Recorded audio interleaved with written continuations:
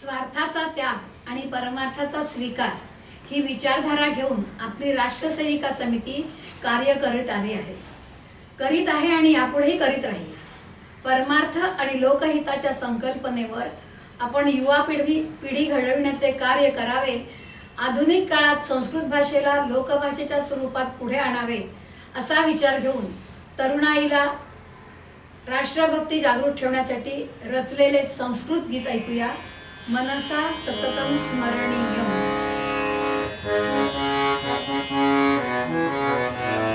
मनसा सततं स्मरणीयं वचसा सततं वदनीयं लोकहितं मम करणीयं लोकहितं मम करणीयं।